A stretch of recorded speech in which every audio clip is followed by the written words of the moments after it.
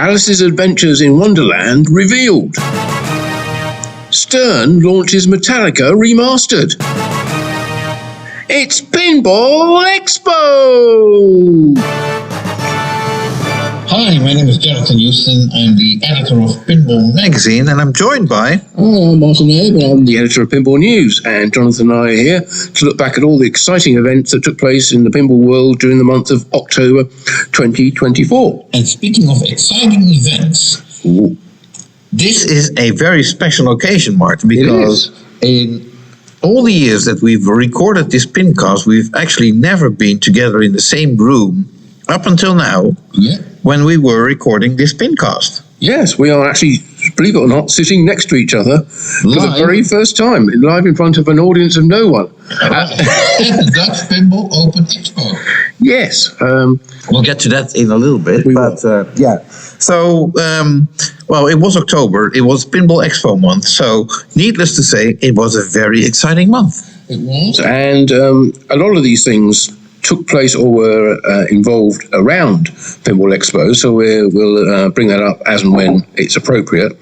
But the first headline that we had was about the final reveal of Alice's Adventures in Wonderland, a game that we knew Dutch Pinball Exclusive would be making.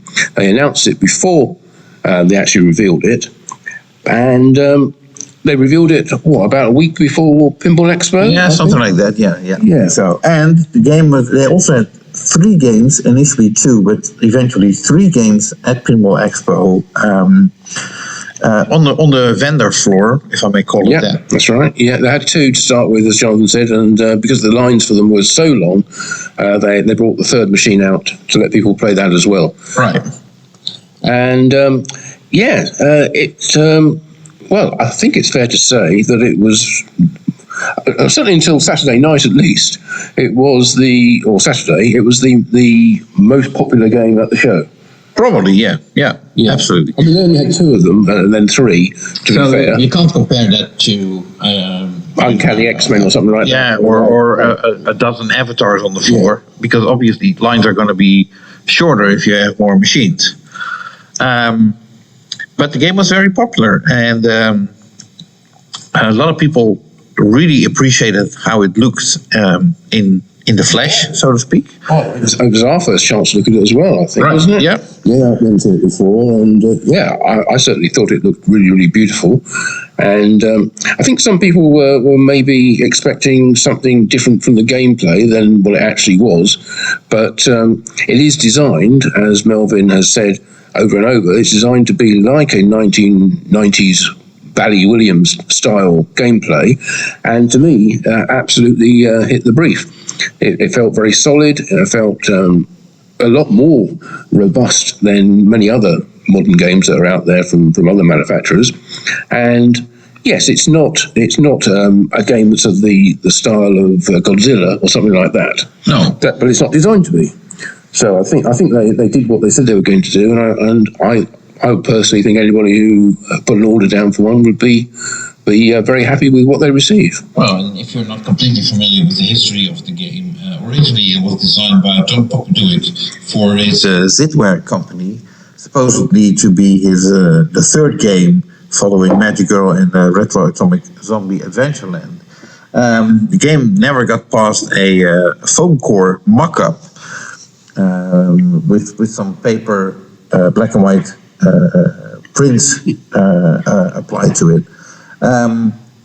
Melvin Brower Williams bought the remains, if you want to call it that, from Zitware at an auction, including the foam core prototype, and decided to actually build that game, which basically meant he had to design everything himself, because there was nothing there other than basically a shot layout and some artwork.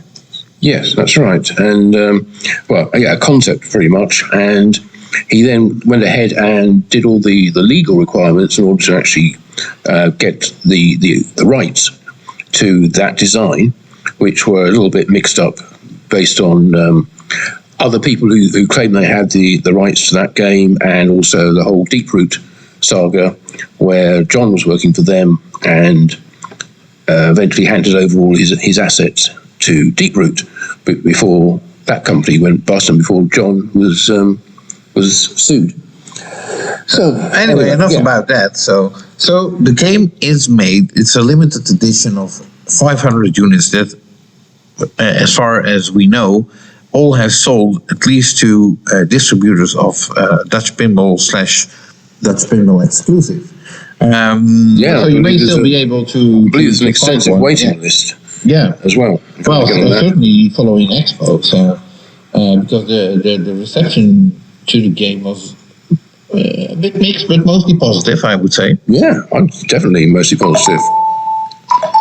And who didn't put his phone on silent mode? Well, probably you as well, but... no, I did. Is that Gary? Oh, no, I wouldn't have thought so. Very unlikely. It would be very appropriate to have him call in the first time we actually record this when we're together. Anyway, so 3 games at the Pinball Expo floor and a seminar as well, which is available on the Pinball News website and YouTube channel. Yes, exactly. And here at the Dutch Pinball Open, they also have 2 Alice's in Wonderland and Alice's Adventures in Wonderland games set up, and they will be hosting a seminar as well tomorrow. We're recording this on the Friday evening before the show starts, hence we're out of an audience. That's not to say we have an audience if the show is going, but yes, tomorrow is quite a heavy seminar day. But we'll get to that where we get to talk about Dutch Pinball Open Expo a little bit later, because at the moment we're pretty much looking at stuff that took place at the Pinball Expo, the 40th anniversary Pinball Expo. Yeah. So later on in the show we will have a special guest as David Van Ness of Barrels of Fun actually made the trip over to the Dutch Pinball Open and just walked in. I certainly did. Good to see you, David. So, would you like to take a seat? I will take a seat with you guys. Thank you very much. So, we'll get back to Dutch Pinball in a second, but let's jump in right away with David Van Ness of Barrels of Fun. Yeah. Applause. Yes. Thank you, David, for applauding for yourself. It's no one else here to do it. Well, you guys did, so thank you. Well, we're looking back at all the events that took place in the month of October, which was a busy month for Barrel of Fun. Yes. Every month is, I guess, pretty much now. You hosted the factory tour of Barrel of Fun as part of the Eastern Arcade Expo show.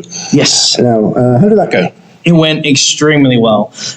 We actually sold out all our tickets for the tour, which we were not. Houston's a smaller show. It's a very different crowd, so we didn't know how people will receive it. And it went really well. And I think people really appreciate coming to see what we've done, because there's been many other companies that, have promised a lot of things and failed to deliver. Mm-hmm. And we kind of do get lumped in the same way, because we've only been out for 12 months.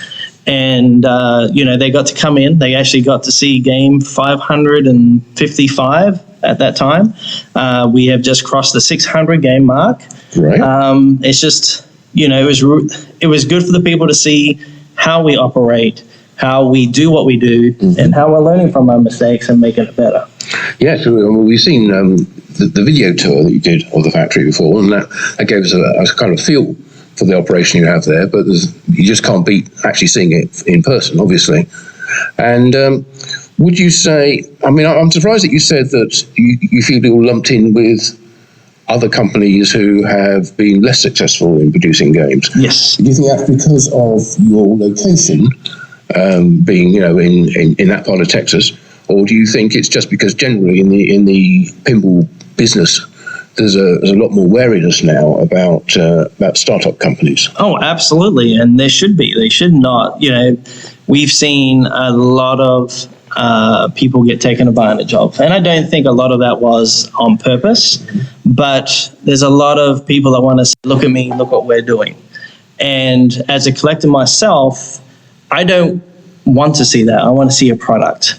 And it was just really important for us. It's like, it's not about, look what we're doing. Let the product speak for itself. And where we are, we're probably not involved in the conversation as much because we're not in the traditional groups per se. So it's very easy, and we took deposits for our games, you know, so that causes skepticism. And that's why we're diligently making games to make people realize that we're here to stay. And we're not just a one-game company. We're not a two-game company. We are a 10-year planned company.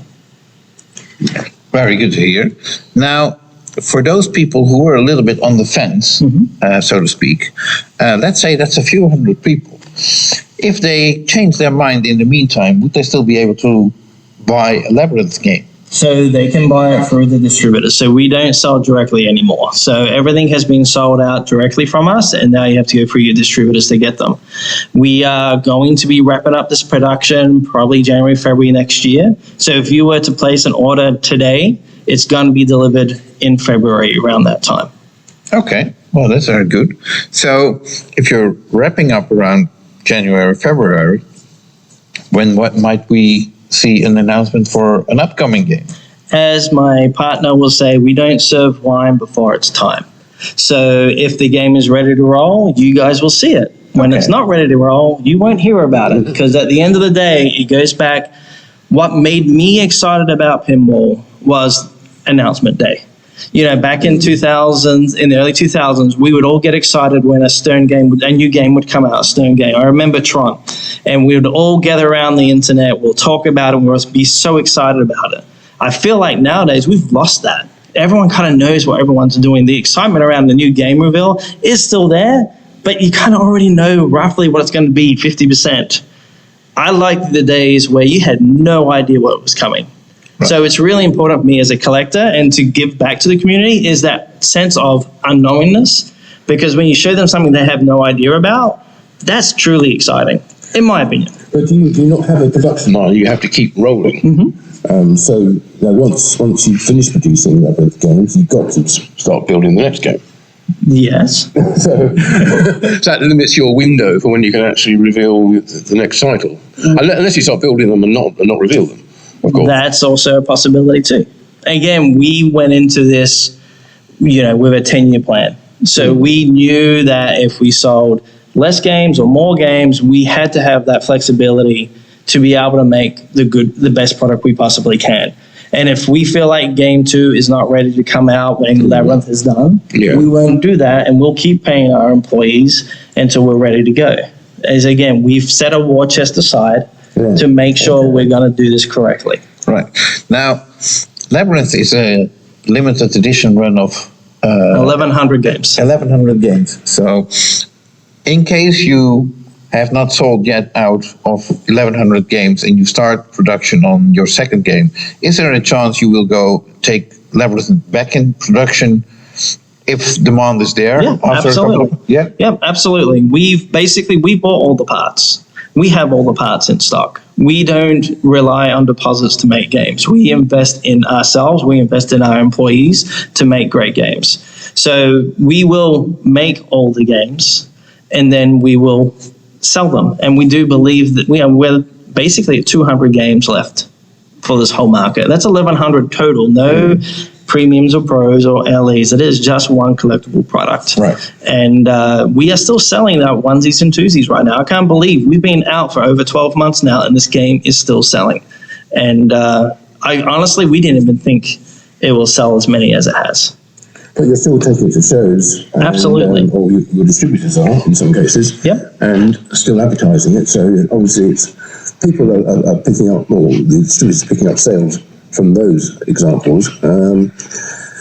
Would you say that you expect that that level of sales to keep rolling on until you reach the end of the production line? Yeah.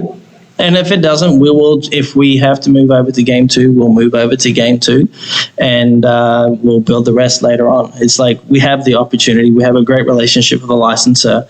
We want to be able to be flexible in our facility. We can actually have up to 3 lines to run. We're not staffed up for that, but we have the ability to expand. So we are planning to go to a second line so we can be more flexible. But quality is number one. So it comes down to we need to concentrate and make sure the first game is coming off correctly as we cross-train for the next game. Right. Now, we're looking back at the month of October, as we always do in our PINcast, is once a month, and we look back at the past month or the previous month. When it comes to Labyrinth, you did share a rule set sheet on social media. Yep. A very colorful rule set sheet, I have to say. Thank you to Blake. And it looks awesome. And you also shared or released a new code update, which includes the Barrel Ball. Oh, yeah. Exactly. So, tell us about Barrel Ball. Barrel Ball is a group game. So, have you guys heard of Stole Ball? Yes, I played it. Okay, yes. so that's exactly what it is. It's just our take on it. We've actually got a couple little things we're going to be adding to it in the next couple of weeks that's going to maybe take it a little bit more fun. And make it a little bit different. But it's really about community. Like, as a collector, it's nice to come and play games at these shows, but we're here with our friends. So what things, apart from tournaments, can people do that maybe is not so serious? And that's where we're kind of like, we need to do Barrel Ball, because this is an opportunity for people to have a few drinks, have a good time, and do that. And that's kind of what I'm here. I want people to come and over to the booth, and I want to play Barrel Ball with them. Yeah, I think it's a nice twist on the Stall Ball, in that you added extra features into the code of the game, such that you can't keep shooting the same shot over and over, because after probably 3 times it goes red and you can't, and that becomes death shot. That's your elimination. Yeah, which is the same as training the ball, effectively. Yeah. So that's obviously something that no other manufacturer has ever added into a game. I know someone who came up with something that you can't make the same shot twice, but still prototype stage. Yeah, I'm not entirely sure what that is. But anyway, we are here at the Dutch Pinball Open Expo. So what brings you over here then, David? So what brings me over here? So there's two reasons. Obviously, I want to support Stefan, our distributor over here. Second of all, it's in Holland, and my father is a Dutchman. He's lived in Australia for 65 years, but he was born here and he left here when he was 12 years old. And also, we have a lot of customers here that haven't had their games. So this was a great opportunity for me to come over, have my dad come over to see the game for the first time, because he's never seen it in real life. He hasn't seen the facility. He hasn't seen the game. He didn't even know about this company until basically a week before we launched. So he pretty much thought I was broke, burnt out, because he would ask me, what am I doing? I'm like, I'm trying to figure stuff out. Because building a pinball company is not for the faint-hearted, and if he knew what I was doing, I knew it would be way more stressful than the other side. I digress. So it's for him to come and see what I'm doing. Also for me to communicate to people that got games here. And this will obviously probably come out after DPO. But I can say that European games are actually on the line right now. And the reason why it's taken so long is we wanted to make sure that we were properly certified and tested for CE, and that took a lot of time. But there's the thing, what they do is self-certification. Yes. And I didn't feel comfortable doing self-certification, so I wanted to make sure we followed cross the T's and dot the I's, so we actually got the documentation done correctly. Right, okay. So when did you start making European games, or CE certified games? So they are starting, but this is out there on the line, and probably this comes out at the end of November? No, this comes out next Monday. Next Monday? So they're on the line. Okay. And then basically if they're on the line, they're going to be in a container within 2 to 3 weeks. Right, because you got to fill the whole container. Yeah, exactly, yes. So, okay, now it's also Pinball Expo, man. What was your take on Pinball Expo? I was busy making games. So I was planning to actually... You were the one person everybody was looking for, like, where's David Venice? So we had Operation Pinball represent us at Chicago. I was going to be there with Travis, our mechanical engineer, but there were things at the office that needed me to be hands-on with. And again, as much as I love shows and meeting people, I need to make sure we're shipping games and making sure we're doing the correct thing towards that sounds like the right priority. Again, there's no fail in this. I have to succeed. So, I've poured my heart and soul into this, and I have to make it happen. Okay, sounds fair. Well, it's the Friday evening of the Dutch Pinball Open Expo. So there's a team tournament being played in a corner on the side, and everybody else, all the vendors are setting up. What's your impression currently of the show? It's gorgeous. Like, first of all, the hotel is magnificent. It's huge. I mean, I didn't realize I have to walk half a football field to get to my room. But it's got carpet. It has. Seems to be exactly what a collector is. This is not a trade show. This is where you can tell people are going to drink, they're going to eat, they're going to have a good time and play pinball. And let's be honest, that's why I got into pinball. I love the game. I love the magic under the glass. But be able to play a game with your friends, catch up, talk about things, have them witness you do amazing stuff, or sometimes most likely sucky stuff. Yeah. It's the community. And this show seems to be all about the community. Oh, yeah. So I'm super excited to be out there. I mean, I've already got a night when I'm meant to be playing games. So there's already got people coming up and looking at Labyrinth, and I'm kind of like, you want to shoot it? Because I'm cleaning it up. And can we? It's of course. And then all of a sudden I'm in a 4-person game having a good old time. But that's what's special about pinball to me. Right. And you'll be challenging people to play barrel ball. Barrel ball, regular games, yes. Barrel ball as we get later into the night. Yes, play the €1 games. There you go. So, all right. Is there any other news about Barrels of Fun or the Labyrinth game that we can report on now, or that you can report on now? So this comes out Monday, right? Yes. Mm-hmm. So I won't have it posted on Facebook, so the only place they're going to get it is here.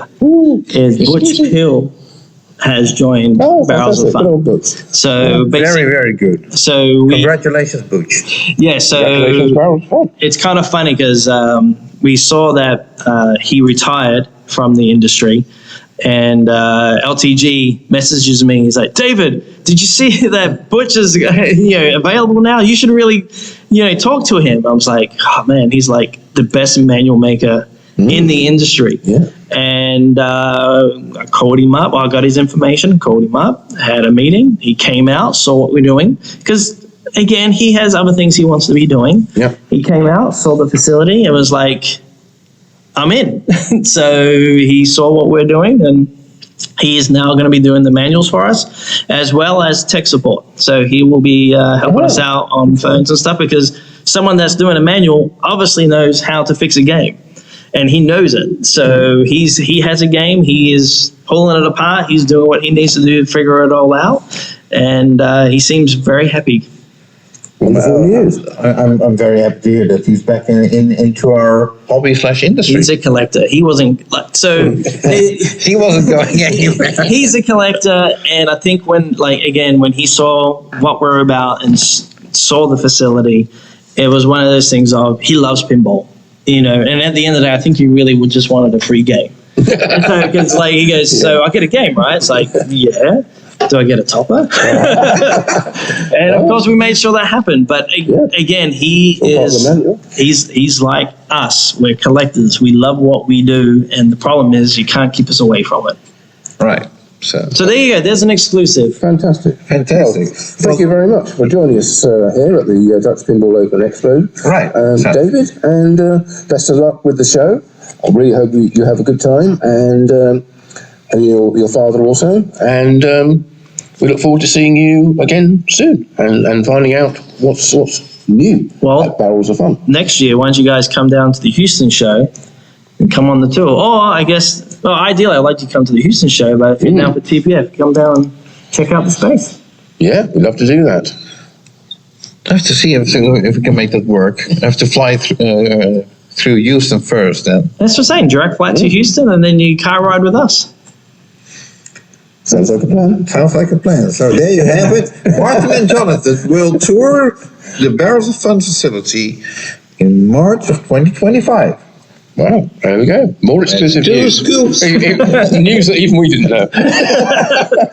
Well, thank you guys for letting us. Thank you, David. Come on. No, David Banas of Barrels of Fun Pinball. Last month we talked about the announcement and reveal of the Uncanny X-Men at Stern, and lo and behold, just a few weeks later, they've released another new game. Yeah, Metallica Remastered. Now you might think that Metallica, is that the same game as Stern released in 2013? Well, yes, but it got a makeover. Yes and no. So there's quite a few changes. The playfield design is basically the same, isn't it? It's the John Borg original, but being a modern game, it now has full LCD display. It has a whole bunch of new songs added to it as well. Different artwork. 23 now, yeah. New artwork. I'm trying to remember all the other things that have gone into it. I'm sure I've written down. Of course. Oh, yes, of course. Yeah, it's got new sound effects, over 1,000 new speech calls, apparently. Yeah, from the band themselves. Yeah, it's pretty impressive. The band are obviously right behind this because James Hetfield was... in the promo video. Yeah, he was promoting the game, and on social media, I think, as well. So that's nice to see. And what else can we say? They're very, very keen in the promo video to talk about retaining the essence of the Lyman Sheets rules that he really sort of made that game come alive, I think, with his rules, and they're very precious about maintaining both that and his legacy there, and so they're being very careful to add 2 new game modes based on Metallica's 2 most recent albums. So that is Hardwired to Self-Destruct and Blackened, I think. There's a new Blackened Wizard mode anyway. Which I guess wasn't in the game before. I suppose not. No, the song didn't exist yet. So, So I think the Pinball Magazine website has a report that actually has a full set list of all the songs in the game that I didn't see anybody else publish. Oh, very good. Rather annoyingly for us, Stern decided to launch this game right in the middle of Pinball Expo on the Wednesday. Yeah, it's not very smart if all the pinball media is focusing on something else. Launching a game, they will not give you the best attention. And also, they wouldn't give us any advance information so we could prepare an article. So you definitely won't get the best article about the game. But it's there's a premium model and a limited edition. The limited edition being limited to 500 units only, which immediately caused a lot of people to be upset, to put it mildly, because it sold out rather quickly.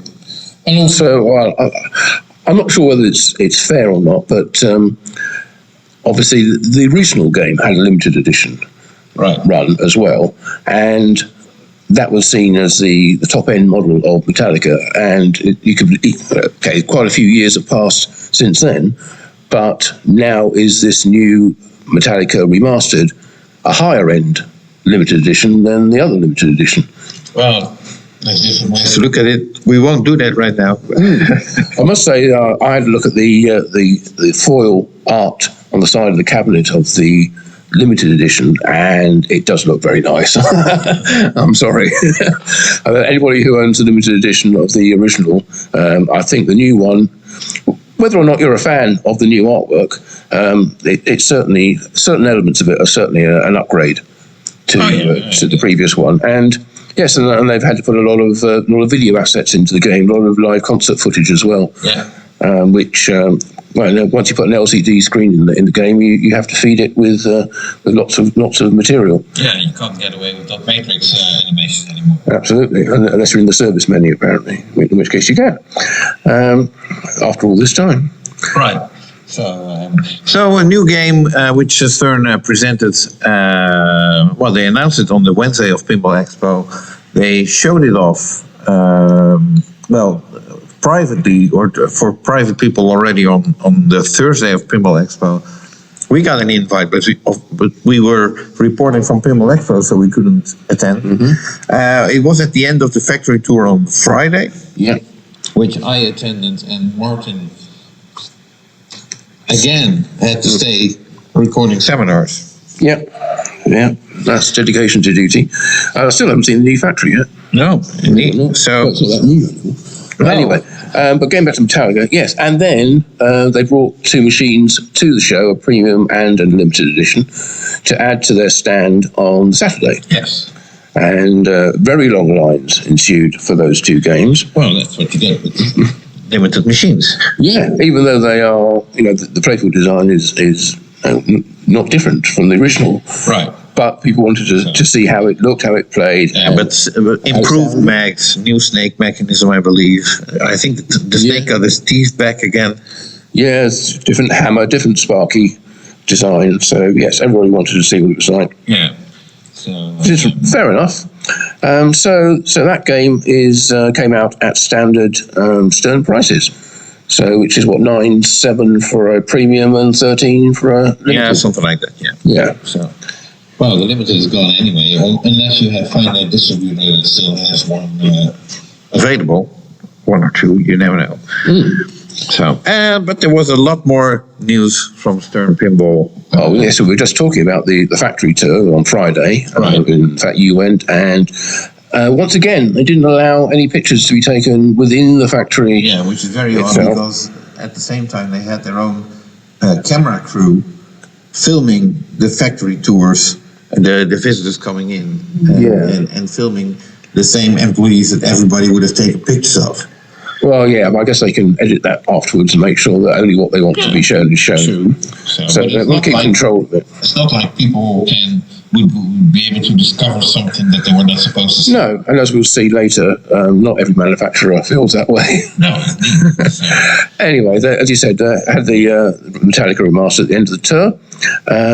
You get some goodies for doing the tour, or you get a coin, or a Stern Pinball coin with Gary on one side of the coin, and I think the Pinball Expo logo on the other side. But I'm not even sure about that. So, that's what everybody got at the beginning of the tour. I noticed that they have put quite a bit of effort in decorating the entrance hall, so to speak. At least the windows and the walls. There's huge photos of playfields on the walls, and they also the designer, engineering, creative area, so to speak, has playfields screwed against the wall or against the ceiling in a horizontal way, with LCD lights behind them, lighting them up, giving them a decorative light show. And of course, which was also taking place in October, Stern had a giant silver ball placed in front of the factory, right where you enter the parking lot.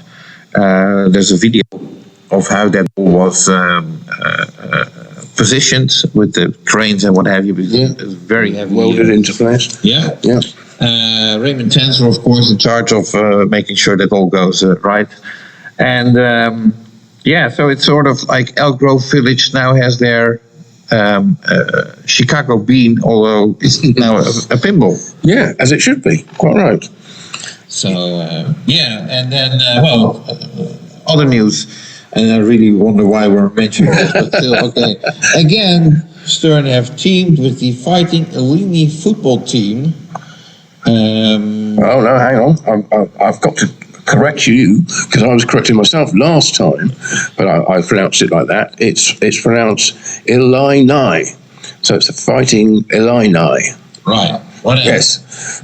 Because we always try and be accurate. Potato, whatever. No, potato, not potato. Okay, anyway, so basically they got a John Wick and a Jaws Pro pinball machine placed inside the player launch, and all the players had to register for an Insider Connected account. Wow.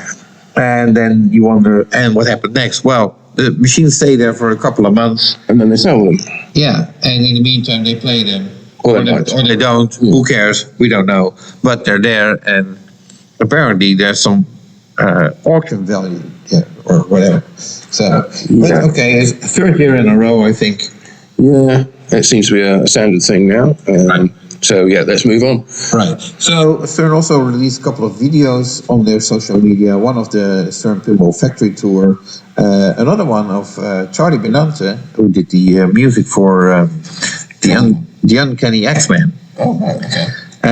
Explaining about the music in the Uncanny X-Men, and so that's also very nice to take a look at. And there was indeed a new making-of video, this time on John Wick. Yeah, it's all available on the Stern Facebook page or YouTube. Whatever. Website. It's all there. Yeah, if you look for the appropriate games. Right. So going back to Pinball Expo, as we were, Saturday of the seminars is very much Stern Day, and they had a whole bunch of seminars from teams behind Jaws, John Wick, and the Uncanny X-Men. All had like hour-long seminars where they talked about the making of the game. They had like the artists, the musicians, the mechanical designers, the software people there, which was I found it interesting because the games which I wasn't that familiar with at the time. Well, that's changed a little bit since I got a chance to play them.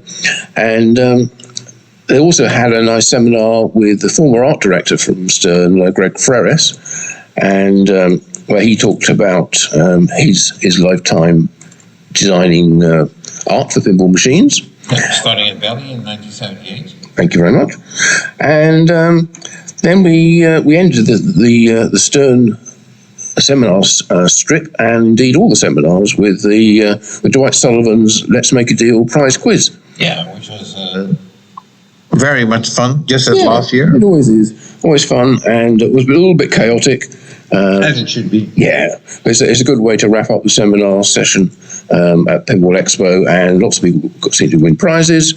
And Except us. Yeah, well, we're too busy covering it for that. And so I will just remind you that all the seminars that we recorded from Pinball Expo are available on the Pinball News Videos YouTube channel. There's, along with video walkarounds of the show and the tournament area and the free play zone. And 43 videos in total there. About 28 hours worth of video to keep you entertained. And thank you very much to my colleague here, Jonathan, for his assistance in recording some of those. And doing the audio as well. Yeah, so that was a lot of fun, also a lot of work, which obviously means we don't get to play that much pinball at all. How much pinball did you play during Pinball Expo? I probably played about 10 games. Yeah, same for me. Yeah. Mostly on Avatar, I have to say. I tried to spread myself out a little bit more. So started off with Alice. I was fortunate enough to get a chance to do that before the queues formed. And then, played some Avatar and played the newer Stern games which I hadn't got a chance to play recently. Right. So, but that's the way Expo goes for us. We kind of know that.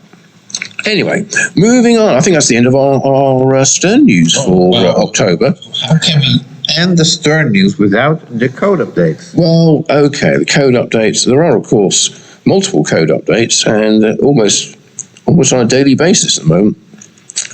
Surprised to see Elvira's House of Horrors get a look in. It's Halloween month, so that makes sense. That's true. Yes. Good point made. Well, they are very much sort of adding in support for their expression speaker lights now to older games. So although you might see code updates for some older titles, it doesn't necessarily mean they are particularly detailed in. They might just be adding the speaker light support. Well, in this case, Elvira's House of Horrors did have quite an update, so that's a very worthwhile update to get, even if you haven't got the expression speaker lights. There's also the Uncanny X-Men, of course, as you'd expect, a couple of versions of that. As I was going to say, it's their current title, but it's no longer their current title. Jaws, of course. Actually, it is, because Metallica Remastered has not gone into production yet. Right, okay, so it's their current production title, but it's not the most recently announced title. Okay. That is correct. Okay. Yeah, Jaws, of course, also got an update, almost getting up to version 1.0, 0.97 now. John Wick, surprisingly, is at 0.9, so that's quite developed by now. But I played that for the first time at the show, which was interesting. And So that's it for Stern this month, and let's move on to their neighbours in Elk Grove Village in Jersey Chicago. Jack Pinball. Yes, absolutely, that's the one. Yes, so yeah, they had a sold-out factory tour. Now, how can it be sold out? Well, that has to do with the number of seats on the buses that are taking the people from Pinball Expo to the factory and back. And at Jersey Tech, they were very strict. They hired luxury coaches with, I think, 55 seats in them or something like that. School buses for Jersey Jack? No, way below their standard. So, luxury buses, and they would drive up and down for an X amount of time at scheduled times. So the number of so it's not everybody went at once then. It was in time slots. Was in time slots. Right. At the factory, you got there's several people doing a tour or giving the tours, and Aaron Winier was one of them. I got a tour from Ken Tromwell. And much to my surprise, one of the first things asked was, "Can we take pictures?" And the answer was, "Yes, absolutely." Which nobody was expecting. So everyone left the cameras at home thinking they won't be able to take pictures. Yeah, no, it was actually encouraged to take pictures. So and share them on social media, of course, which is I think a very smart move. It is. I asked Jack about that. I said, "How come you're so different?" And he said, "Well, why wouldn't you? Why wouldn't you want people showing pictures from inside your factory all over social media and promoting you?" So speaking of Jack is going to be a special guest at the Dutch Pinball Open Expo, where we are recording this PINcast live. But he still has to arrive. He's arriving tomorrow morning early. Else he would have joined us. And if we find the time to get him isolated somewhere this weekend, then we might record a section with him. No promises there. Yeah, and speaking of special guests, and quickly jumping back to Stern, Gary Stern is also a special guest at the Dutch Pinball Open, and the same goes for Gary. If we manage to get him isolated from the crowd, then maybe we can record a small section to add to the Stern Pinball section. But you would have heard that already by now. I'm confused already. Yeah, let's stick with Jersey Jack. Come on. Okay, so Jersey Jack's new game, the game on the line in the factory, Avatar, the battle for Pandora. Also, I think about 10 games on Avatar games on the Pinball Expo floor, including 2 prototypes of the collector's edition. Yeah. Inside a tent with UV lights. Yeah, that surprised me, really. I mean, it's kind of a bit like what Stern did with Stranger Things. They initially only showed it in a sort of darkened room, so you could see the projector effect on the limited edition. Right.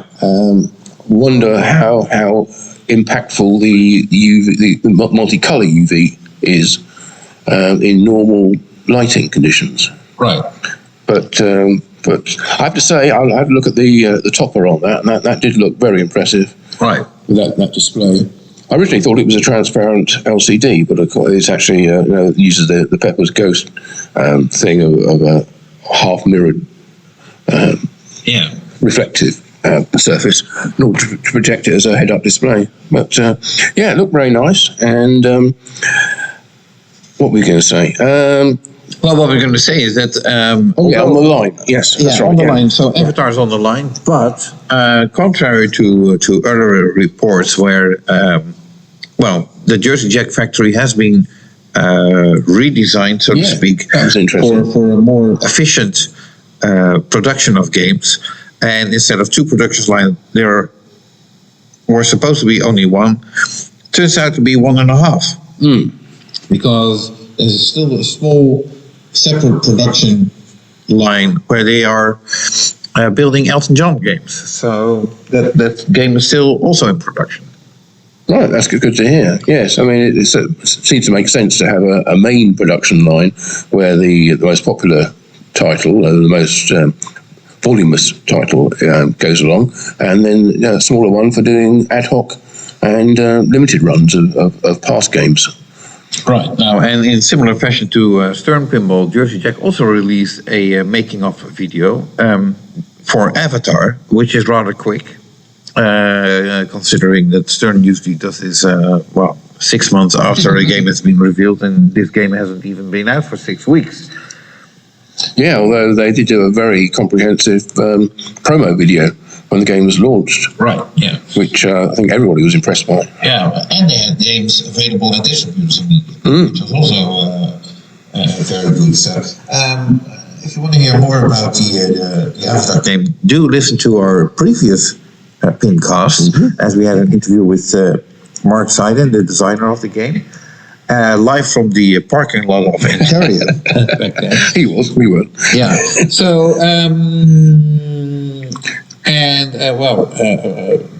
if you want to watch that making of video, it's available on the usual social medias for them. But they also did a seminar at Pinball Expo on the making of Avatar. Right.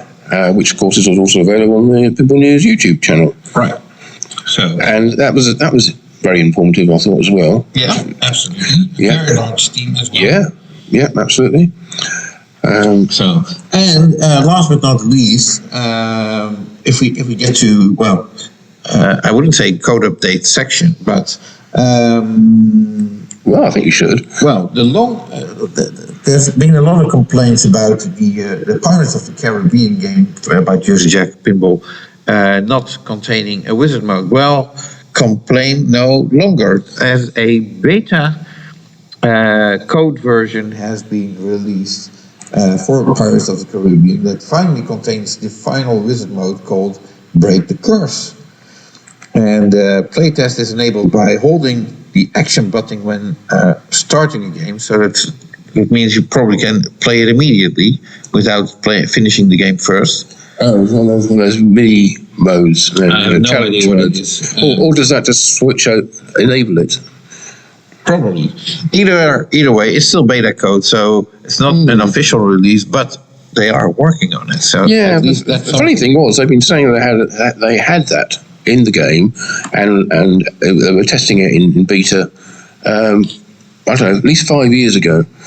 So well, a lot has happened since then. Well, yes, but it's still in beta. That's the funny thing. Yeah, but now it's released. It's released in beta. Okay. That rounds it up for Jersey Jack Pinball, and that's Jack Carson. Yeah. Okay. Great. So let's move over to American Pinball then, while we're in the broad Chicagoland area. Right. Well, guess what? They had a sold-out factory tour. Them too? Yes, them too. Oh. Did you go? Yes, I did. Yeah. Well, the interesting thing was there were no pictures allowed to start with. The factory tour for the American Pinball part of the building was rather short, I would say. And as people were guided in various groups, the first group was sort of rushed by the second group, who was rushed by the group behind that. You know, it's a bit of a stampede around the factory. Exactly. So, nothing special there. The only special thing about the factory tour was that you also got to tour the Aimtron side of the facility. Oh, we haven't seen that before. No. So, which is where they make all the chips, and of course, nothing was going on there. So, you were just looking at chip making machines that were actually not in production. Oh, right. Okay. Well, I've seen them actually in production in the main Aimtron building. Yes. Well. More interesting, but I think it probably ties into exactly how clean the factory looks Oh, compared to, well, I think they're all quite clean these days. And even and we'll get onto this in a minute, Chicago Gaming have up their cleanliness levels since especially since they're working facilities. Yeah, but anyway, we're sticking with American. Yeah, so I did get I don't want to be negative, but I got a little bit of a feeling that the American pinball factory tour was a little bit staged in the sense that there were partly finished Legend of Valhalla games somewhere, partly finished Houdini games, partly finished Galaxy Galactic Tank Force games. I think there were at least 4 different games at some point almost ready to be packed up or whatever. But there were only 2 games on the line, so that makes no sense. No. So I also have to say the Stern Pinball Factory Tour also was partly staged in that there were a lot of decorative elements such as trans lights hanging around the production line, which makes no sense because there was no dust on, and it was clearly that they just had been placed there to give it a more decorative aspect, I suppose. Knowing that hiding anything behind it. Well, that maybe too, but I would say dress things up a little bit.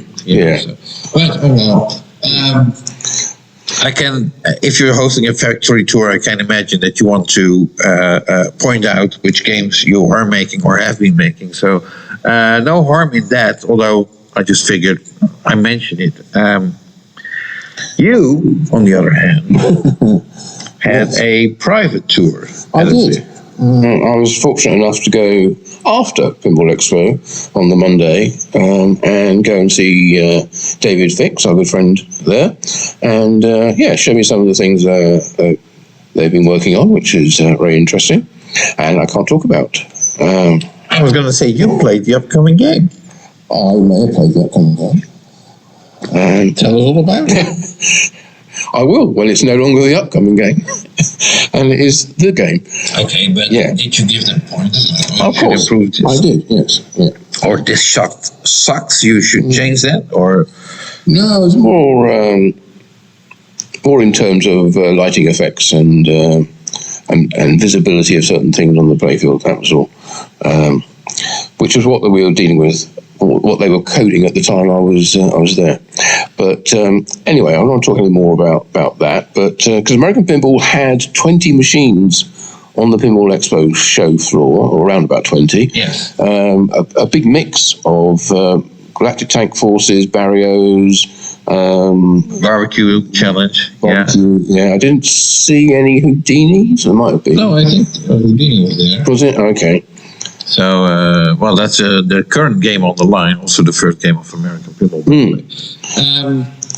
The only game I didn't see, and there might be a good reason for that, is Oktoberfest. Oh, I was going to ask you about that. Yes. Oh, well, funny enough, Oktoberfest is now officially a retired game for American Pinball. It means that they have no intention of making any more. Even if orders come in, or unless they get a significant order, I suppose. They do say that support and parts will continue to be available for your Oktoberfest game, if you happen to own one. But don't expect to see it available for sale or a new run being announced anytime soon. Apparently there are still games in stock, but once these are gone, it's a game over, apparently. Mm-hmm. Although, with American Pinball, I have to say, we got the same message a couple of years ago for Houdini, and guess what's on the line? Yes. Well, yes, that's probably the deluxe version that they're making now, which is a slightly cost-reduced game without all the same expensive mechs and models on the game. I think generally Americans seem to be doing discount pricing on their games. They were cheaper, had a discount at the show, at the Expo. I think we've seen some sales, Pinoween sale also as well, cut prices on games. Yeah. I think and then we still have Black Friday coming up, so if you miss out now, then you might as well wait. Yeah, and Thanksgiving sale as well. Yeah, so sort of tied in with. Yeah, that's right about the same time. But the American pinball team were there to talk about, well, David Fix, Stephen Bowden, and Ryan McQuaid were there at Pinball Expo in a seminar to talk about the creation of Barrio's Barbecue Challenge game. It's, again, obviously available for you to watch on the Pinball News Videos YouTube channel, if you missed it the first time round. Right. It's, well, again, interesting, but it's pretty much, it is pretty much all about the things they put into that game and how in-depth and little hints and nods to Barry's previous games that are included in it. Yeah. So, yeah. Lots of things they put in that I wonder should they have put them in there. But it's their choice, their game, and their faith, I suppose. Right, okay. Let's jump to Spooky for a minute, because they also had a very large stand at Pinball Expo. Yes. Where they had 4 Texas Chainsaw Massacres, 4 Looney Tunes, and a couple of Scooby-Doos. Right. So 10 machines in total. And a lot of merchandise. There's a lot of merchandise. Spooky Pinball. Yeah, a big central desk full of merch, which seem to be doing brisk business with. Yeah. They didn't do a seminar, though, because I guess they haven't really got a new game to talk about at the moment. But they've got a new factory, so they could have talked about that and their plans for the future, but they didn't. Well, they couldn't do a factory or a seminar because the seminar program was completely packed already. Yeah, well, that doesn't matter. You can just squeeze them in somewhere and do a midnight seminar. Yeah. Yeah, we'd all look forward to covering that. Spooky theme. Exactly, yeah. Midnight Madness seminar. Yeah, they didn't do one anyway, but Don's Pinball Podcast did tour the new Spooky Pinball Factory, and you can watch that on YouTube if you search for Don's Pinball Podcast or Spooky Pinball Factory. I'm sure you'll get the link for that straight away. Right. Now, also as announced last month, I should say, multiple Spooky Pinball games received a code update, as they were going to get every week, one a week throughout October. Right. So we had, what did we have? Had Halloween and Ultraman. Scooby-Doo, Looney Tunes, and the Texas Chainsaw Massacre, and I think no, October is over, so yeah, that's all of them. I was thinking maybe we get another one, but there will be other ones in the future anyway. So. Yes, that's right. Yeah, that was just a weekly update throughout October. Right. So, and then there's a rumor going around about an upcoming title from Spooky. Do we do rumors? We don't do rumors, but if we were doing rumors, what would it be? Well, the rumor has it the upcoming title for Spooky will be Evil Dead, which is a movie from 1981 or something like that, or 71. It's a movie. It is, apparently. Yeah. So, and I think the Goonies is also rumored, but that's considered not to be the next one. So, oh well. And Spooky still have a game in development with Chicago Gaming, as we all know. Yeah. At some point. Yeah. But that might take years before we get to see that. So. Oh well. May never happen, but let's hope it does. So I think that they're probably going to have to reveal their next title, or at least announce it before the end of the year. Yeah. Well, that's also part of the rumor. Yeah. So, probably mid-December, just before Christmas or so. Okay. Right. Certainly before the end of the year. Yeah. Right. So, and I have to thank Bug and a lot of other people, but Bug is always very generous with donating stuff for us to give away during our fantastic. So you think you know pinball quiz, which we are having this weekend at the Dutch Pinball Open Expo. Yes, this time tomorrow night. In fact, we will, well, in fact, we'll have missed it this time tomorrow night, but almost this time tomorrow night, we'll be holding our quiz. So lots of lovely prizes to give. So if you're listening to this, you didn't come, then you missed it. So, however, we will be back in the Texas Pinball Festival in March. So we've got some more prizes to give away and probably the same questions. So now let's move up north. Well, at least for us, that is Pinball Brothers, and we're actually joined by CEO Daniel Janson. Welcome, Daniel. Thank you very much. Thank you. So we're looking back at the month of October. Is there any news to report from Pinball Brothers? That's a very good question. Yeah, of course, we have always have news. I think. Obviously, we attended the Pinball Expo. How was that for you? It was a really great show, I would say. It was a really, really nice show. It was the 40th anniversary, obviously. It was a big one. And for us, it went really well. We had a lot of ABBA on site and a lot of disco. Yeah, disco balls. Yeah, disco balls and disco feeling. And so it was really, really good. Okay, so positive feedback on the game? Yes, a lot of positive feedback. But we also got that from other shows. Good. Like in Cologne in Germany and the European Championships in Poland and some other shows as well. So that's good. Did you get a feeling that this was the first time a lot of Americans had played the game? Yeah, it was. I think one of our distributors, Pinball Traders, actually brought the game to a show recently. But I think this is a bigger show, obviously. So I think this was, in that sense, it was the first time to play it properly. Yeah. And as you said, the feedback was positive. Was very positive for you on those. For those who hadn't played it before, hadn't seen it before, did you get the feeling that people were maybe a little unsure of the theme before actually playing it, but once they played it, that changed? Yeah, I think that is a good way of putting it. I think that's a little bit of a common thing. Yes. I mean, some people really love ABBA, and they obviously steps up to the game and really wants to play it because it's ABBA, and they like the songs and everything around that. But of course, there are a lot of people also who maybe are not into ABBA that much, and I think that we get a lot of surprised, positive. Converting people to it. Yeah, a little bit like that. Well, even if you're not a dedicated ABBA fan, there's no way escaping their music. I guess not. I mean, they are played everywhere, more or less. Yeah. Somehow, and so, they have some really catchy tunes, I guess. So.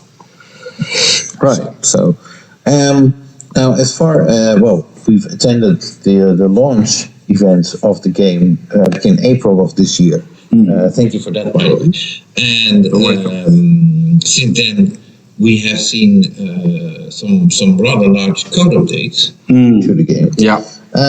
Any news regarding upcoming updates that you can share with us, or other news in that regard? Yeah, I can do that. We are exactly as you say. We have had a very steep sort of developing curve for the code, obviously. So there's a huge amount of code or functionality in the game now compared to in April, even if there was some basic functionality, of course, at the launch. But the game is very mature now, I would say. But there are still a lot of updates coming, and we planned for a big update before Christmas. So that will include the final wizard mode for the game. Okay. Which is a kind of a big thing, actually, because it's based on the second animated movie from the ABBA Voyage show. So it will be a lot of content from there. So it's going to be quite a big one. So looking forward to have that released, really. And a lot of other things also in the code. Okay. So any other Pinball Brothers developments that you can share with us? Yeah, what can I share with you? We are. Yeah, I can tell you we are actually working quite hard on our next title. Which is a very good title, a very big one, and we are really looking forward to it. Is it going to be another music themed or band themed? Because we have had 2 in a row now. Yeah. And ABBA, of course. I think it's pretty safe to say that we are doing something else, actually. Okay. For a change. Mm-hmm. So Is it a licensed theme or? Yeah, it's a licensed. Yeah. Okay. Yeah. Is it a movie or is it? It could be. It could be. Yeah. Of some kind. Okay. Is it Mamma Mia? No, it's not. I can tell you that. So yeah. But I think a lot of people will be happy about it. So we're looking forward to that. But in the meantime, we are really happy with how ABBA turned out, and we also are very sort of excited to bring this. Maybe not final, but I mean the final whistle mode is a big final piece to the game actually, and having that released, and then of course there will be a lot of tweaking and updates for the future for ABBA, and also for our other games. There could be updates for Alien coming perhaps, and Queen update is in the making also. It's been a little bit delayed. We talked about it. Releasing it before Expo, but it's going to be released in the next couple of weeks. Okay. So that's also a good thing. Is this a fairly major update for Queen? Yeah, is that any new content? Yeah, it's pretty big, I would say. Actually, it's going to be the list is very long. So we can share it soon, right. But it's a lot of work gone into it. So it's been a long time since we updated Queen, and we feel that I mean all the games deserves to be updated. So do you think this latest update to ABBA will that give you the sort of the full package that you've always envisaged this game is going to be, or there's still more to be added beyond that, or is everything after that just going to be tweaks and fixes? And is the big one that's coming up before Christmas? That's going to be what you hoped the game is going to be.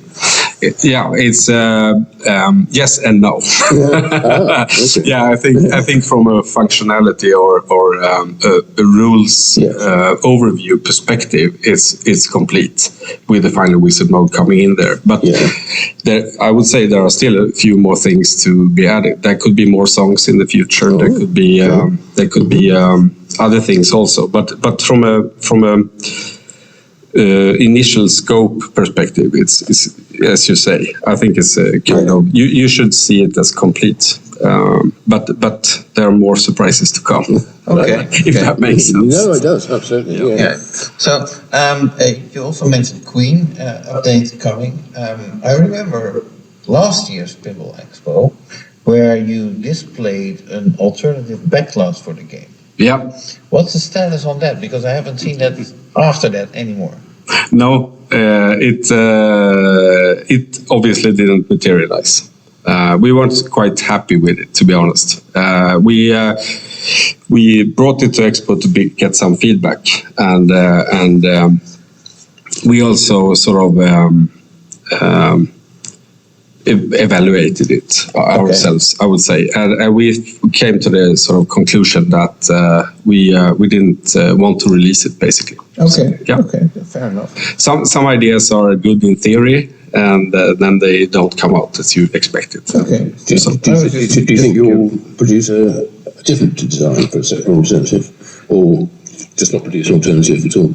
Yeah, it could happen. It depends. We don't have any sort of there are no set plans for that. Right, for the moment. It's not in development, and we haven't submitted anything to the licensors. No, not for the moment. No. Okay. Okay, so you're currently producing both Queen and ABBA at the same time. Yeah, and Alien. And Alien. And obviously Funhouse also. Since we are working together, we or have these two brands, you could say. We actually build and ship 4 games at the same time. which is a bit of a challenge, but it's working. So are you also a spokesperson now for Pedretti or European Pinball Corp? Yeah, I'm a spokesperson. I can definitely speak for European Pinball Corp. Okay. That's for sure. Well, and Andrea Pedretti was invited. I don't think he came over.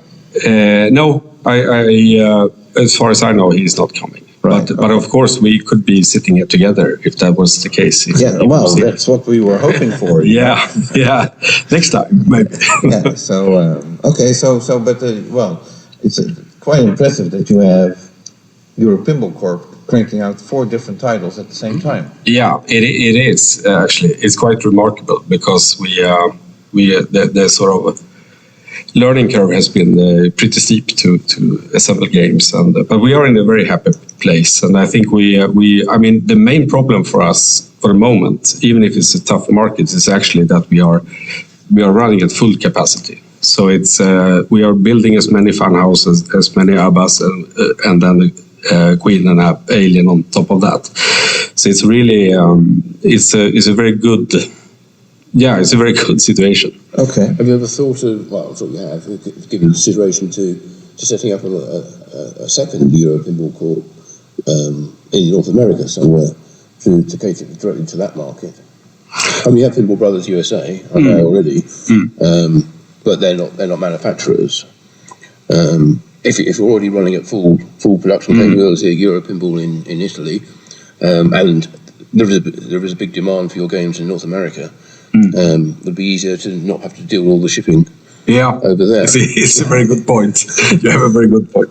Of course, I mean, it crosses our minds. I mean, the main market is it's no secret that the main market is in the US, in North America, I would say. So even for ABBA?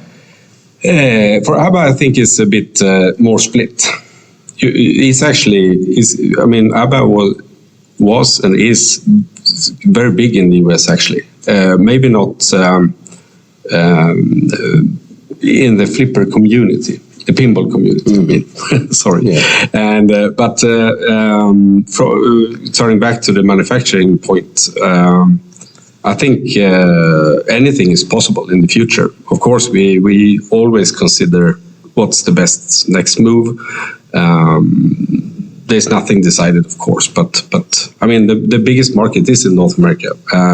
Maybe not for all the titles, but in general, I think it's pretty clear that North America is number one. So, and could well be for your next game as well. Yeah, I think for the next one, I think most certainly that North America will be very interested. Yeah.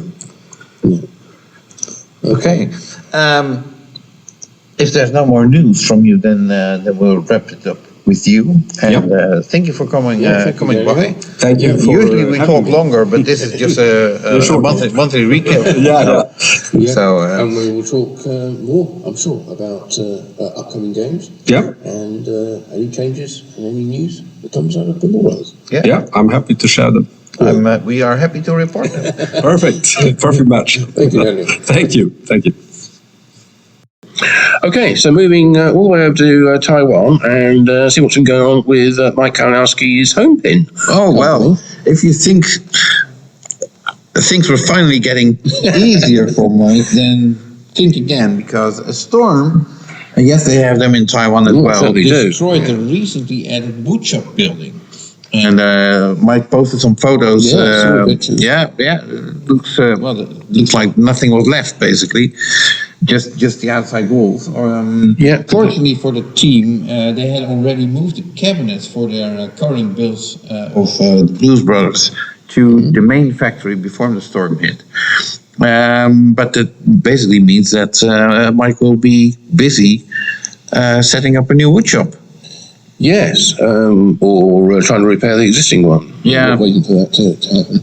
Right, so, and also very, unexpected, I would say. Years ago, Homepin worked on a game called China Zombies. Yeah, exactly, aimed at the Chinese market. Yeah, and, that game was sort of shelved at some point. Homepin moved from China to Taiwan. Mm-hmm. Yeah. Long and behold, Mike put that game up in the Australian bar in Kaohsiung. That's easy for you to say. Yeah, Taiwan, for Halloween.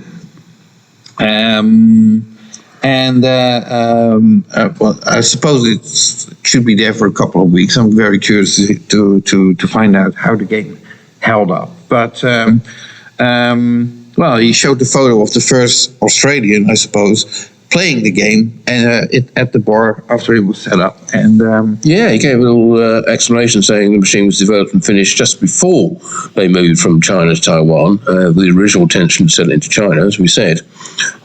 He says, because we moved countries, that plan was shelved. The machine has never been seen by anyone, and has only ever been in our factory. It never went out of sight. It's not even on the Internet Pinball database either. So it's themed on the Chinese folklore for zombies that hop. So the main mech had to have a hopping zombie, of course. of course. Yeah, so no suggestion that's actually going to go into production. No, They're just putting the one model they did make into the bar. Right. Okay. Well, at least some people get to play it now. And Yeah. And who knows? Feedback is incredible, and cashbox income is through the roof. You might see that game go into production after all. well, But let's not count on that. So yeah. yeah. Now, going back, a game that they did take into production is called the Blues Brothers, and they have now added their arena lights system to it as a standard part of their game build. Right, which is sort of like similar to Pin Stadium lights, I think. Yeah, probably a little more simple than that, but there are light strips that run down the side of the playfield to add extra illumination. Yeah. So. And he said that the playfields have arrived for the initial short run of Blues Brothers, so they're getting prepped for assembly, which should have taken place in early October. So Whether it did or not, with all the other stuff that was going on. not sure what I should read into this. So is this an initial short run? So does it mean it's a short run and it's the first, but is there going to be a longer run? Well, that depends on how the short run sells, I suppose. Right. Okay. Well, best of luck to Mike in Taiwan, of course, with his Blues Brothers game.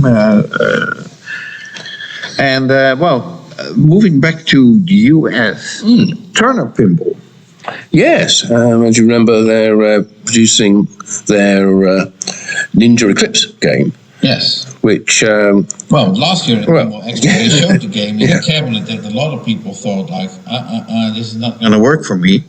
It's too advanced, or they didn't see. It just felt a bit cheap, didn't it? They made it a lot smaller, didn't have a coin door, or at least not a full-size coin door on it, and had various other things like a back box that wasn't a back box. It was just an illuminated sheet of perspex, really. Anyway, people were not overly impressed with that, so Chris Turner took all that to heart, redesigned it, came up with something which is a lot more traditional in build. Yeah, which you showed at Pinball Expo, and basically things have been going very well for him since then. Yeah, I think the reaction's been very good. I think it's one of the maybe you should call it a sleeper game, in that people had almost kind of written it off or not considered it up until now as being a game they might be interested in buying, but having played it and seen the build quality of the first 100 machines, which was the first edition that they made, I think that turned a lot of people's minds, and they hadn't sold out of those 100 machines before Pinball Expo, but by the time Pinball Expo was over, they had. Right, and if I have the numbers right, I'm not exactly sure where I saw it. I think before Pinball Expo they had like 46. Somebody said that they had number 46. They just bought. So, assuming these were all sold in order, that means they were below 50 units sold before Pinball Expo.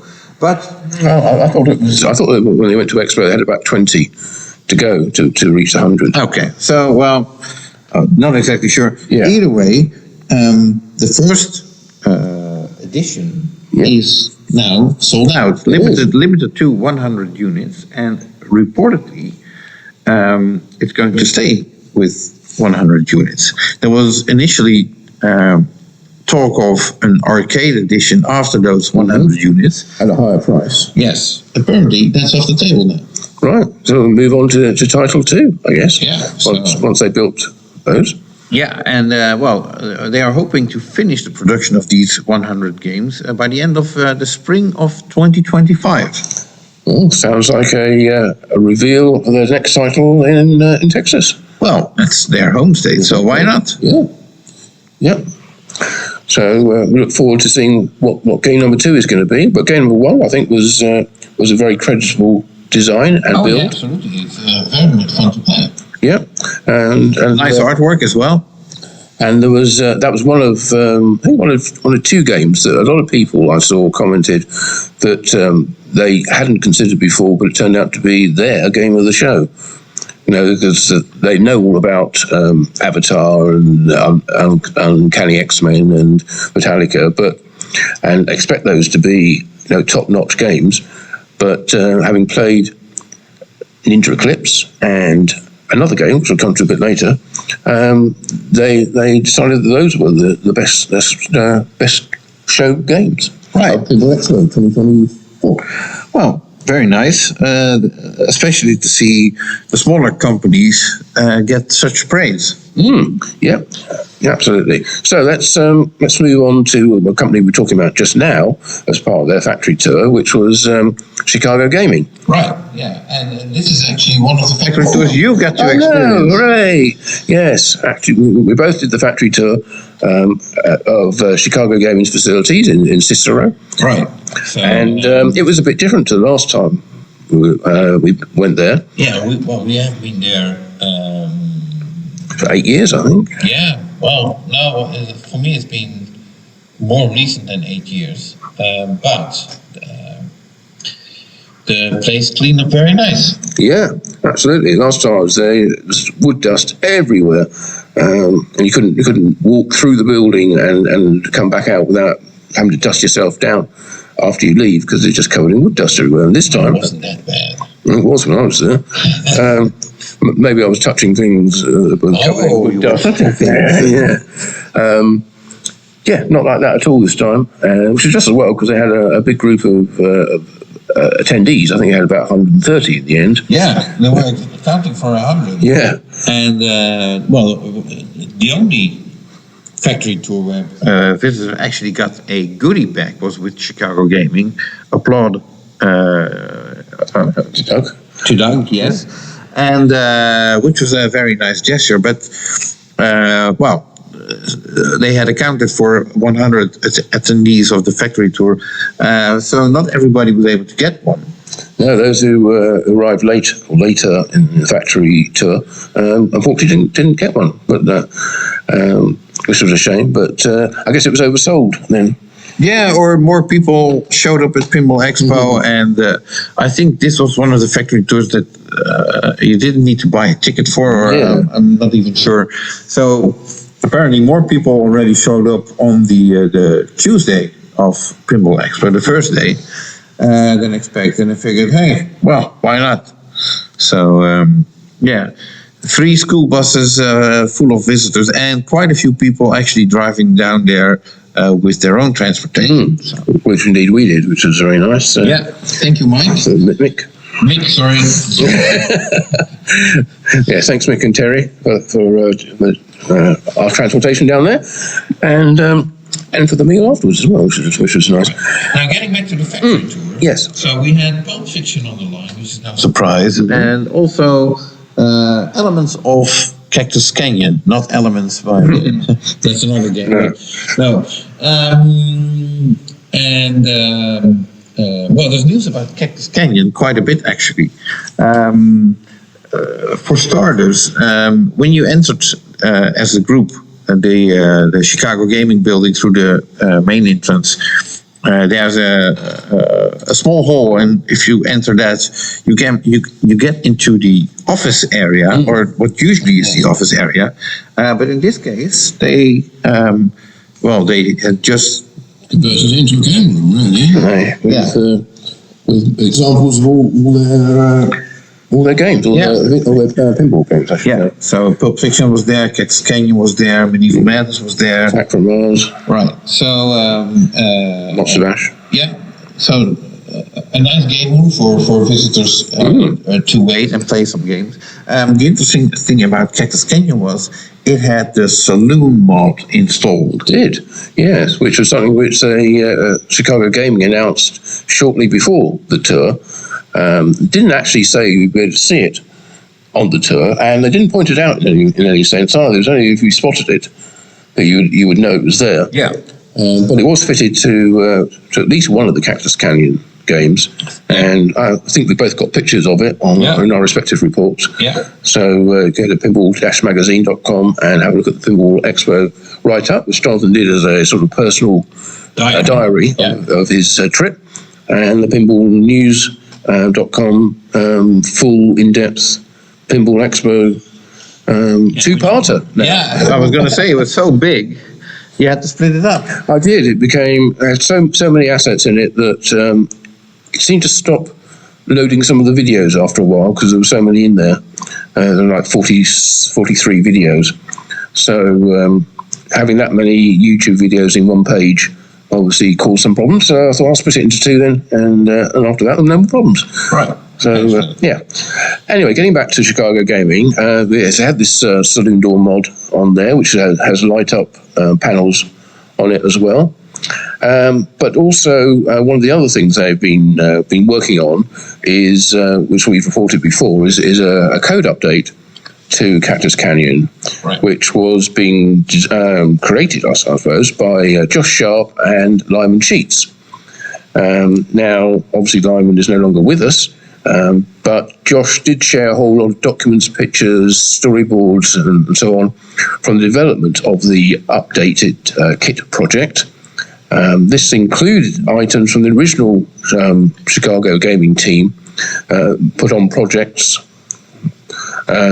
items from when Lyman and Josh got added to the project, and items from when the Chicago gaming team and Josh alone finished up the project. Right. So all those three stages, from the original, when they were both working on it, and when just Josh was working on it, and you can find all that stuff on the IFPA pinball website. So ifpapinball.com/cactus. So you want to read the story of the updated software kit that should be available fairly soon. Right. I don't think it's available just yet, but I think it'll be a paid product, won't it? Yeah, it's going to be a paid update. Yeah. Something like that. So, We're getting back to what's actually on the line. Yeah. As we saw. If you follow Chicago Gaming on their social media, you might have noticed a long absence of news from them. But this week they got the spirit, and they announced that the limited editions for Pulp Fiction are finally on the line.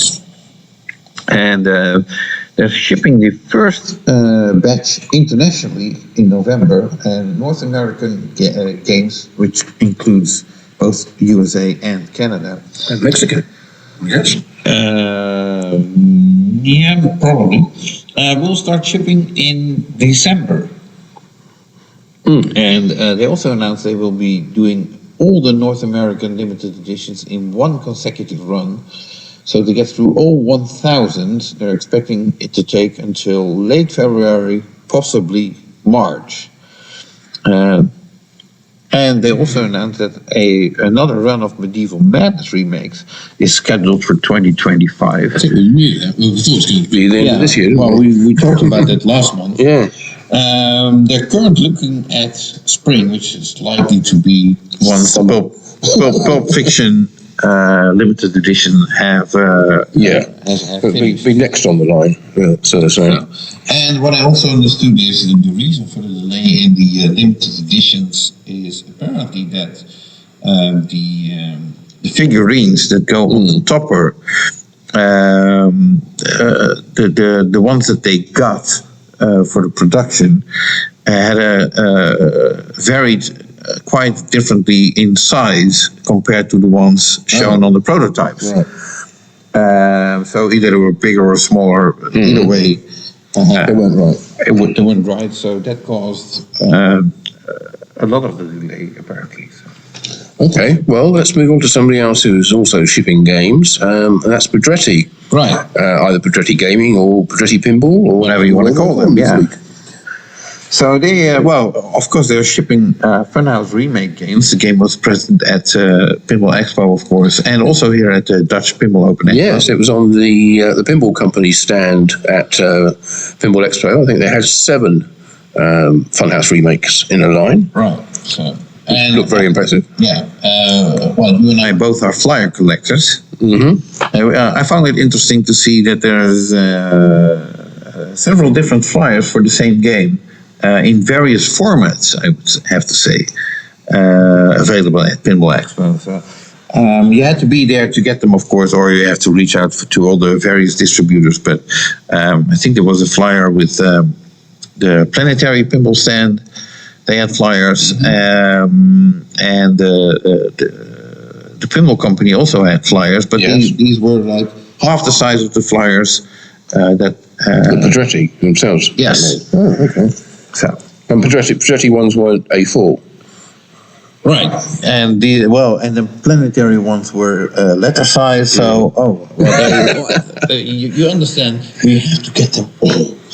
Yes, or none in my case. Oh, anyway, you weren't paying attention. I wasn't there. Yes. Anyway, never mind. I'll see if I can be a nice guy and get you. Too kind. Yes, no promises, obviously. Anyway, yes. Back to Pedretti. Yeah, they did a seminar as well at Pinball Expo about the making of Funhouse Remake. Now, I'm curious, if I have missed that, would there be a way to watch that back? I'm afraid you're bang out of luck. Oh, well, hang on. No, I think you might just be able to find it on the Pinball News Videos YouTube channel. Oh, excellent. And if it's not there, I'll put it there just for you. There you go. In exchange for a flyer or 3. Right. So, as you said, they've got some of the games here as well. As far as I know, although Andrea Pedretti has been invited to come over, he's apparently a very busy man. So it appears that he will not be making an appearance at the show. As far as I know, if he does, then we'll let you know in our upcoming show next month, of course. Absolutely. And talking of people who aren't showing up, we should also mention that a company who was at Pinball Expo last year and showing their Elements game, which we referred to a little bit earlier, was Pinball Adventures from Canada. I know them from Penny Factory fame. Yes, indeed. Who hasn't played the game? Oh, that looks like everybody. Everyone in the audience. Yes, they weren't at Pinball Expo this year. Not entirely surprised, given the news that we reported a couple of months ago about them sort of slowing down and taking things at a more leisurely pace, if that's possible. Right. I did take a look at their Instagram feed, which is the only social media they are posting on. Turns out they were apparently testing Elements late September. And that was the only news. Yes, I think we reported that. Yeah, but other than that, we knew they weren't coming. Or at least I knew. I think I mentioned that. Yeah, but they were too busy with other stuff. So. But there is a I think there's a Punny factory here at the Dutch Pinball Open Expo, and it's the one with the engraved or embossed wooden cabinet. Which I had a look at, and it actually looks better in reality than it does in the pictures, and it does feel quite good as well if you can actually run your fingers over it. Touchy. Well, I know. Right, you're not running your fingers over. Yeah, so there's a chance to play the game here as well. But anyway. Moving on from Pinball Adventures, who didn't show up at Pinball Expo, to someone who was represented at Pinball Expo. Should I see if I can find them? Who are we talking about? Hexa. Right, okay. Well, yes, Hexa Pinball are here, or at least the games were at Pinball Expo, and they are here at the Dutch Pinball Open Expo. They had with their Space Hunt game. Now there was a Space Hunt game on the Pin Sound stand, thanks to Rob Burke, who brought his model there. He owns one of them, and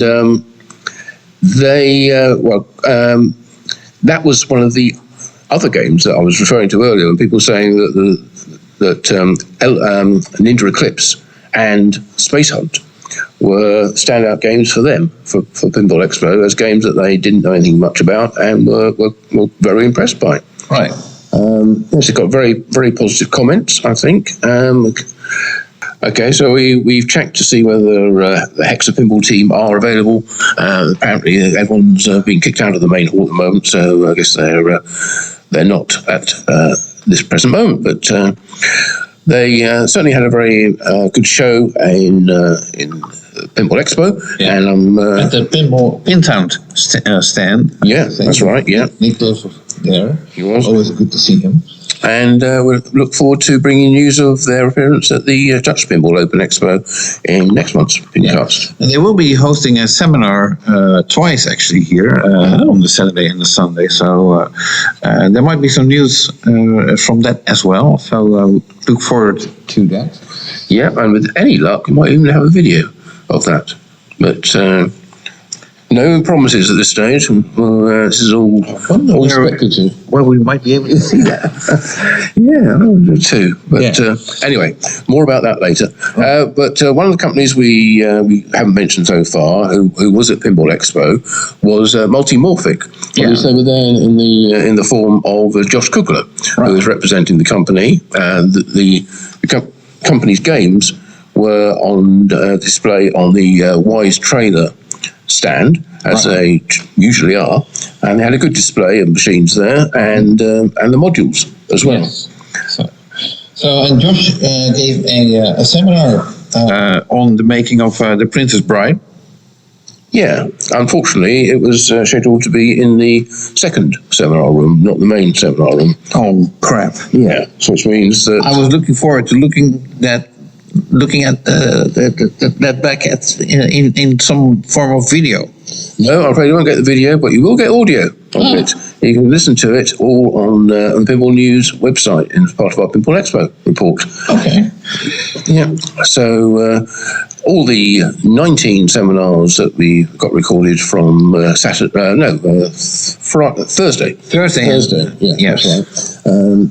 They're all available to listen to and to download on the Pinball News Expo. Okay. Pinball Expo report. Right. Okay. Well. Then, so moving on to our next company. We're getting towards the end here, and we move all the way down to Australia. Last two companies, I suppose, in a way. Vector Pinball in Australia. Right. Yes, we mentioned before about their Peter Brock King of the Mountain pinball game, which is based on a famous driver and the car. Cars. Yes. Plural, I suppose we should say. There was not a huge amount of news, but there was an announcement from one of their distributors, which was Amusement Works in South Australia, who gave a little more information about the game and said that there are two similar variations to choose from, the 1984 Holden VK Commodore version and the 1979 Holden Tirana version. They describe it as pieces of playable art and are limited to 105 builds of each design. Now, so if you talk about limited editions. So that's 210 total, I guess. It says they come with a build plate and certificate that confirms that we have manufactured them under license from Peter Brock and HDT, which is the Holden dealer team, which was Holden's semi-official racing team name from about 1969 until 1986. But they do say that other Peter Brock eras and cars that he was driving may be available by request. So I guess they're just limited to those two designs, 105 each. If there's a big demand for them, of course. I mean, they may never get anywhere near 105, but they might. It says, this a popular Australian-centric automotive theme, perfect for any games room, man garage or venue. It's retro classic style, they say, and has many modern features to keep it fun and challenging, keep you coming back for more. And it's priced at 12,900 Australian dollars, which I don't know what the exchange rate is, but I think it's, as far as the pound goes, I think it's about 2 to 1, so it's about £6,500, so about 7,200 euros, something like that. Yeah. Okay, that includes Australian sales tax, which is 10%, but obviously overseas buyers pay their own tax and import duties.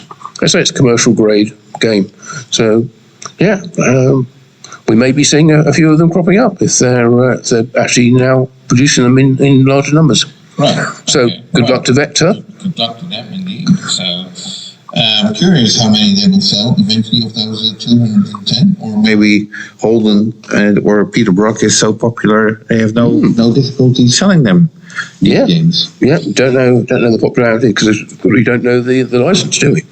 Exactly. Yeah. So, and then you did your homework on Haggis Pinball. Well, I did a little bit because I was fortunate that someone who shall remain nameless at the moment, sent me the Liquidators report, and which is available to download, but I think there's a charge to it. It's quite expensive. It's something like about 60, 70 Australian dollars if you want to read it.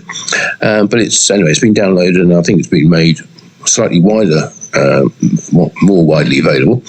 And from that, it says that there is evidence of Haggis Pinball trading while insolvent, which is a criminal offence. And they say that the company has never been solvent, in fact. So based on recurring trading losses and a negative asset position since the full year 2020, the company appears to never have been solvent during its trading period. We estimate the approximate date of insolvency will be the 1st of July 2019, due to this date being the earliest of their financial reports. And it says additionally the company had unpaid statutory liabilities from the full year 2021. There is included in that a full list of all the creditors who we won't go into here, but priority creditors listed, who are presumably employees, include Martin Robbins, who is a co-host of the podcast, and was appeared with Damien at trade show and pinball shows promoting their games, and Angela Martin, who I guess is Damien's wife or sister. Yeah, wife, I believe. Martin is apparently owed 16,900 Australian dollars, and his wife, Damien's wife, Angela, is owed $4,500. I guess as employees of the company, this is in lieu of pay. I was going to say then there are unsecured creditors.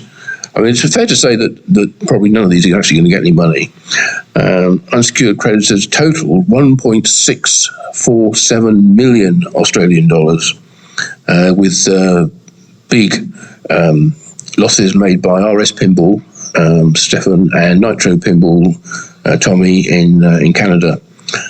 But won't go into the details of that because I'm sure it's painful reading for them and for anybody else who knows them.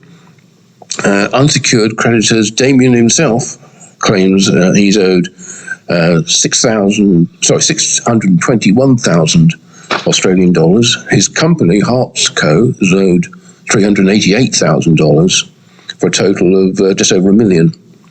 All in all, with all the creditors, priority creditors, there's just over 2.7 million Australian dollars owed as a result of Haggis's collapse. And according to the liquidators, creditors are unlikely to receive anything from this. They say priority, unsecured, and secured creditors are all likely to receive 0 cents in the dollar just because there's no money. So not good news for anyone from that report, but interesting to see the actual numbers and the scale of what went down there. And as of yet, no one's really sort of been held responsible for anything, have they? Well, there's people responsible, but what are you going to do? Well, yeah. So there's no money to pay out, and very sad situation. Yeah. So still we wonder what happened to all the inventory that was was moved and disappeared. Well, apparently belonged to Heartsco and not to Haggis Pinball. Right, but Heartsco is also Damien's company. Yes, well, it's a different company and is also listed as a creditor or a Right. Okay. So, okay. Yeah. Anyway, yeah. That stuff will surface at some point. So then we have a scoop. Do Yeah, surprise. Scoop away. All the way up to the end, but we do. Yeah. Do you remember Quetzal Pinball? We report on them every month. Yeah, most of the time with no news. Yes, almost entirely. Well, that is probably because they don't share that much news, but there is actually news. Antonio Ortuno is the owner of the company and the main designer of the company, and he developed a couple of games. Captain Nemo was the first one, and then I'm trying to think what the second. Jules Verne.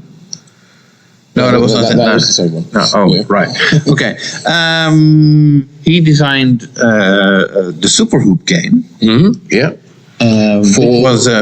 Which was designed for Bitronic and Spanish manufacturer. Spanish manufacturer. And as reported earlier, Bitronic had a large fire in their pinball facility. I think that was last year or the year before that. And at Pinball Expo, where Antonio Ortuno was present, actually, we learned that in the fire they lost about 250 completed pinball machines. But they have picked up, they have rebuilt the pinball facility. And the good news is, there was talk of a third game that Antonio Ortuno designed called the Tokyo Perfect Drift, which he showed at the Pinball Expo. I think it was in 2019 or so. Terrible with dates, but yeah, I could easily believe that. So, and we already knew at some point Bitronic was going to take that game into production. Well, we hoped, yes, because it looked a very attractive game. Well, the good news is the game is in production. It is. As we speak. Yes. And here at Dutch Pinball Open Expo, a production machine of Tokyo Perfect Drift is actually present together with a Super Hoop game that were especially transported from Spain to be at this event. Yeah. Bit of a scoop for the show, and a bit of a scoop for us here then to bring you news of it. Yeah, so I've seen photos of the game being in production in Spain. So that's definitely good news that Bitronic is getting back on track with their pinball line. We invited Antonio to come over to Dutch Pinball Open. Not sure whether he actually made it. But we're already happy that the games are here. And Bitronic also had a stand at Pinball Expo where they had the Super Hoop game. I don't think the Tokyo Perfect Drift game was present. So we can also report that in the meantime, Antonio has designed another game. From what I understand, that's going to be a very competitive game for the more popular brands, as in it's fully packaged with toys and what have you. But there's no timeline on production yet. No, that's right. No. So, but it was good to see Antonio back at Pinball Expo. It was. And good to see Tokyo Perfect Drift back as well. Yeah. Well, not in person, but news of it. Right. So, and then we have a whole bunch of companies we have hardly any news on. Well, no. Pretty much, I'd say. Right. So we can say that, let's just say Cardona, Pinball, Tilt Bob, Pinball, STR Pinball, also from Spain, Quetzal Pinball, we just talked about. Circus Maximus, of course, no news from them either. Yes. So I think that pretty much wraps things up. Yes. So, and then we have, well, of course, how did you experience Pinball Expo other than hectic and long days, short nights? I think it was an amazing show. Rob and the team put on a huge effort to really make this year's show the biggest and best ever, and succeeded in that. Organising all the factory tour, there was just everywhere you looked, there were nice little touches. It was kind of like everyone came up with so many ideas, and Rob said, "Yeah, okay, do it." So there were things all over the place referring to it, and there's plenty of publicity, of course, about it, but. I think, well, I'm glad to have been there to have experienced it. Yeah, to some degree. But it's there's a good buzz going around it, and doing all the factory tours and the other events as well. They did, like the trip to Logan Arcade and the trip to Galloping Ghost as well. I think that and the Bumper Blast thing, which was nice because he did a special extra bit for international visitors to the show. Yeah, I wasn't there. Yeah, we had I arrived later. Yeah. The rest of the North American visitors arrived. They had a nice little introduction with some snacks and speeches and stuff. So that was nice to be recognised for making an extra effort. Decent food, actually. Yeah, I'll take your word for it. I didn't didn't have any of that either. Very good desserts, I have to say. It was absolutely. It was a fantastic show. You definitely needed to be there at least 3 days or more to see everything. Yeah. The biggest vendor hall for pinball I've ever seen, and also seriously, well, you and I, we both have been to various pinball shows all over the planet, I would say. This was definitely the biggest ever. Yes. Oh, without a question. Yeah. Yeah, and with the I don't know if it has most machines, but it certainly had the most vendor stands. Yes. And the most seminars. and the most homebrew games. Yeah, that's true. Yeah, apparently over 40 there, and the most factory tours, and well, yeah, and the longest show I think as well. Yeah, lasting 5 days. Yeah, still would have thought it would have made more sense instead of the Tuesday and the Sunday.